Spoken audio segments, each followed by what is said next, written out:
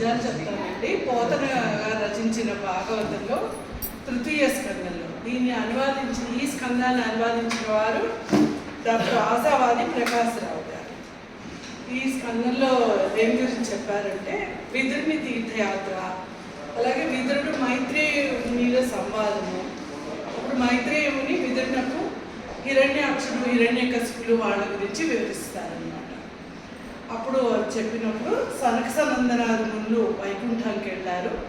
అప్పుడు వాళ్ళు వైకుంఠాన్ని చూసి ఎట్లా ఫీల్ అయ్యారో అనేసి వాళ్ళకి ఎలా అనిపించింది వైకుంఠపురాన్ని చూసినప్పుడు అనే పద్యాలు. సనక సనందనాథులు వీళ్ళు బ్రహ్మమానస పుత్రులు, సనకుడు, సనందుడు, సనత్ కుమారుడు, సనత్ సుజాతుడు, వీళ్ళు నలుగురు.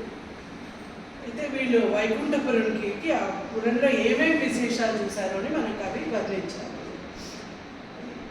చంచని కాంచిరంత బుధ సత్తము అంచిత నిత్య దివ్య శోభన విభవాది నామము ప్రసన్న జన స్తవనీయ నామము జనన విరామము సుజన సన్నుత భూమము భక్తలోక పాలన గుణధామము పురలలామము జారు వికుంఠ ధామము.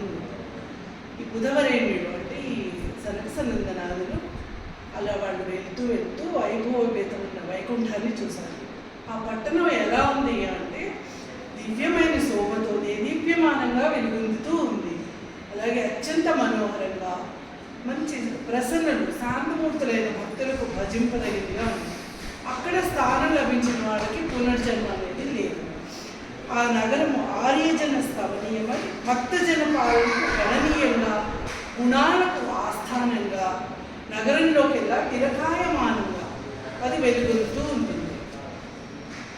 అలా అందులో ఆ పట్టణంలో ఉన్న వాళ్ళు ఎలా ఉన్నారు, ఆ వైకుంఠపురంలో ఉన్న వాళ్ళు ఎలా ఉన్నారంటే ఆ మహనీయ పట్టణమునందు వసించేటి వారు ఆత్మ నిష్కామ ఫలమువే సత్ఫలముగా తలపోసి ముముక్షు ధర్ములై శ్రీ మహిళాది సాంతి సరసీరుహ పూజలను నచ్చుచును మహోద్దామ తదీయ రూపములను దాల్చి సుఖించుచూ అందరూ ఎప్పుడు.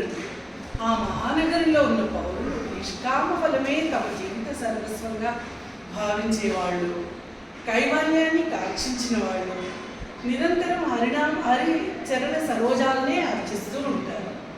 అపరూపాలైన నారాయణ స్వరూపాలు ధరించి వారందరూ ఆనందమైనై ఉంటారు. ఇంకొక విగత రజస్తమో గుణుడు విస్తృతి చార్యసుడు శుద్ధ సత్వగుణుండజుండు అనాది భగవంతుడు అనంతుడు అనంత శక్తియుడు నిగమ చేయాంతవీచ్యుడు విరిశ్చల నిర్మల ధర్మమూర్తియు నగు హరి పేరు పెంపొసగు నగరోపవనము లింబులన్. ఆ నగరంలో ఉపవనములు ఉద్యానాలు ఎలా ఉన్నాయంటే అసలు శ్రీ మహావిష్ణువు రజస్తమో గుణాలకు అతీతుడు. దిక్కులందరికీ ఆయన కీర్తి వ్యాపించి ఉంది. స్వచ్ఛమైన సత్వగుణ మూర్తిభవించిన వాడు అజుడు, అనంతుడు అంటే ఆద్యంతరహితుడు, భగవంతుడు, అనంత శక్తి కలిగిన వాడు, వేదాంత వేద్యుడు, నిశ్చలము నిర్మలము అయిన ధర్మము రూపు దాల్చినవాడు. అటువంటి దేవదేవుని సన్నిధిలో పొందుతూ కృత్యమైనటువంటి ఆ నగరంలోని ఉద్యానవనాలు విరాజిల్లుతూ ఉంటాయి.